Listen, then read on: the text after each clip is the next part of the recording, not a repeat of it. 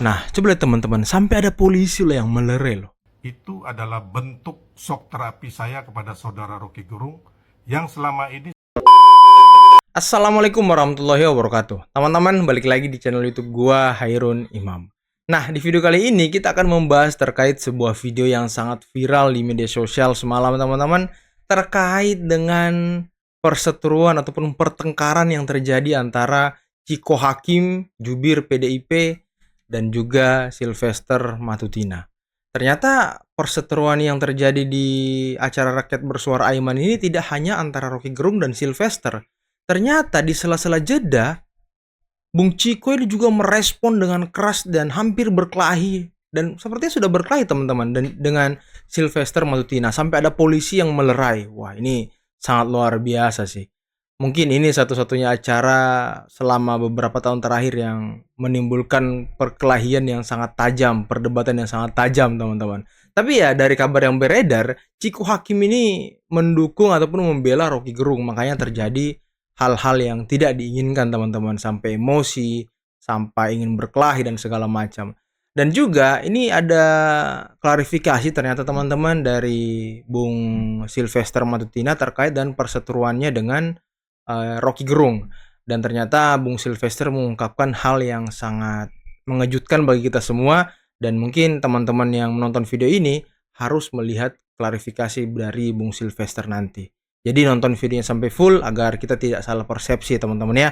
Tapi sebelum kita mulai jangan lupa like, subscribe, dan share videonya. Dan tanpa perlu berlama-lama lagi, mari kita mulai videonya berikut ini. Wow. Viral usai ngamuk ke Rocky Gerung, Sylvester terlibat keributan dengan politisi PDIP. Wah. Nah, coba lihat teman-teman, sampai ada polisi loh yang melerai loh.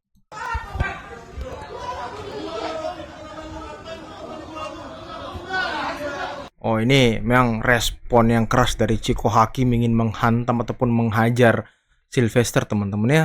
Dan lagi-lagi yang info yang saya dapatkan di TikTok katanya teman-teman ya. Katanya Ciko Hakim ini membela dan mendukung Rocky Gerung, makanya dia bereaksi seperti ini teman-teman. Wah, luar biasa juga ya. Dan sepertinya ini video amatir dari penonton ya. Wow.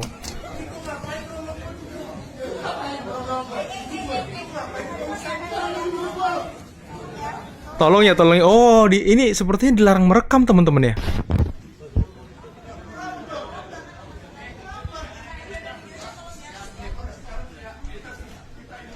Tuh, dilarang merekam kayaknya. Waduh, teman-teman. Luar biasa. Ternyata di sela-sela jeda acara Rakyat Bersuara terjadi perseteruan tajam ya. Dan sekarang kita mau lihat bagaimana klarifikasi dari Bung Sylvester Matutina terkait dengan kenapa respon dia sampai seemosi itu di Rakyat Bersuara teman-teman. Utamanya ke Rocky Gerung ya. Kalau ke Ciko Hakim saya nggak ngerti nih apa masalahnya teman-teman. Tapi ini khusus ke Rocky Gerung teman-teman.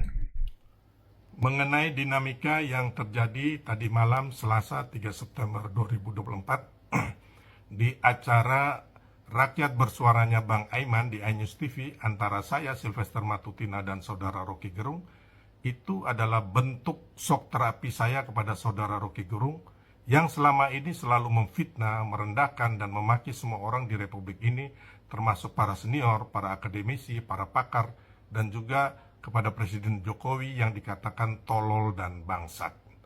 Selama ini orang-orang tidak pernah membalas, hanya mendiamkan saja.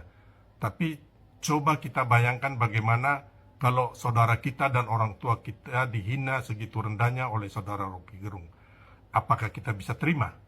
Kalau saya sebagai orang Indonesia Timur, lebih baik saya mati daripada dihina, direndahkan seperti itu. Saya berjanji, saya akan mengejar orang itu sampai ke lubang tikus manapun. Sebenarnya Rocky Gerung sudah pernah kabur ketika berdebat saya di acara ILC-nya Bang Karni Ilyas Agustus lalu. Di situ Rocky Gerung memfitnah Pak Jokowi nantinya akan menguasai IKN bersama Mas Gibran dan Jan Etes. Juga dalam kesempatan itu, saudara Rocky Gerung menuduh Pak Jokowi iri hati dengan Bu Mega dan Pak SBY yang setelah purna tugas sebagai presiden mempunyai partai politik. Dan saya balik bertanya kepada Saudara Rocky Gerung, Anda ini paranormal atau Tuhan yang bisa mengetahui hati orang dan peristiwa yang akan terjadi di masa mendatang. Karena tidak bisa menjawab pertanyaan balik saya, Rocky Gerung kabur meninggalkan acara debat sambil mengatakan saya onderdil. Dan tadi malam di awal acara, saudara Rocky Gerung sudah menunjukkan sikap yang tidak bersahabat dan kekanakan. Rocky duluan yang mengatakan saya penjilat dan bodoh, padahal saya tidak pernah menyerang saudara Rocky dan tetap berlaku sopan. Jadi wajar saya balik menghardik dan memaki dia, karena dia yang dulu menghina dan merendahkan saya. Saya bukan penjilat Pak Jokowi. Selama 10 tahun saya berhubungan dengan Pak Jokowi, saya tidak pernah minta jabatan atau meminta proyek.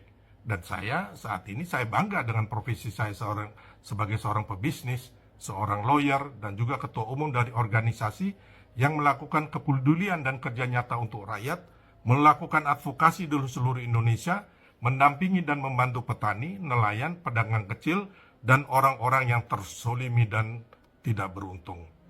Tapi syukurlah setelah selesai acara kita sudah saling berdamai dan memaafkan. Tapi pertanyaan saya mengenai fakta Pak Jokowi melanggar hukum, etika dan moral selama memimpin Indonesia tidak bisa dijawab oleh saudara Rocky Gerung.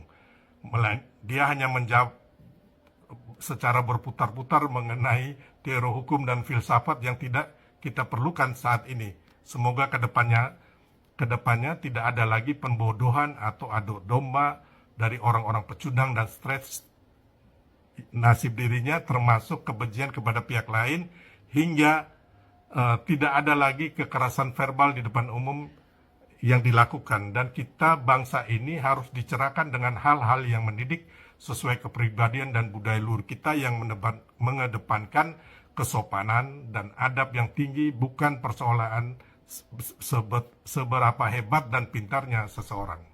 Waduh, inilah klarifikasi dari Bung Sylvester kenapa dia berbuat sejauh itu di acara Rakyat Bersuara Aiman kemarin, teman-teman ya. Ya kalau lihat dari ini ya, beliau katanya membela Presiden Jokowi. Oke, kita bisa membela siapapun termasuk Presiden Jokowi. Tapi ya mungkin ini akan dirujak juga sama orang-orang, utamanya para pembenci Pak Jokowi, kalau ya tidak seharusnya Sylvester melakukan itu, apalagi hanya membela Jokowi. Ya mungkin banyak saja yang mengatakan seperti itu, teman-teman. Tapi ya balik lagi kepada pribadi masing-masing. Saya juga orang yang selalu membela dan mendukung Presiden Jokowi atas kinerja baiknya. Ya Pak Jokowi bukan manusia sempurna, teman-teman. Pak Jokowi kita akui punya kekeliruan, punya kesalahan, punya mungkin kebijakan-kebijakan yang tidak pro rakyat. Ya kita bisa akui mungkin ada. Tapi ya hal itu tidak menutup kebaikan atau kinerja baik Presiden Jokowi selama 10 tahun ini. Masa iya orang sudah bekerja 10 tahun dengan baik, membangun Indonesia dengan baik, hanya karena secuil misal kesalahan yang dia buat atau kekeliruan yang dia buat, lantas kita menjudge bahwa dia tidak baik seutuhnya. Karena itu tidak fair juga, teman-teman. Kita itu sebagai bangsa, kalau saya lihat kebiasaan orang, itu sulit untuk mengapresiasi kinerja seseorang. Sulit banget. Tapi giliran untuk mencaci maki kesalahan orang lain, kita tuh sepertinya nomor 1 gitu. Dan ini yang harus dirubah sepertinya dari perjalanan ataupun kriteria bangsa kita. Ya coba lihat teman-teman. Para pembenci, para pengkritik itu jarang banget mengungkapkan atau mengatakan keberhasilan ataupun kesuksesan dari Presiden Jokowi. Mereka yang di-highlight sama mereka hanyalah keburukan. Jadi framing keburukan ini selalu dilakukan, selalu disuarakan, sehingga ya orang-orang atau masyarakat yang termakan dengan perkataan mereka, yaitu juga melihat Presiden Jokowi dari sisi keburukan, tidak melihat dari sisi kebaikan, teman-teman. Padahal selama 10 tahun tidak mungkin dan mustahil Presiden Jokowi itu tidak membuat kesalahan, dan mustahil juga Pak Jokowi tidak berbuat kebaikan. Jadi pasti ada kebaikan, pasti ada sedikit keburukan. Tidak mungkin, teman-teman, seorang pemimpin ingin melihat buruk bangsanya.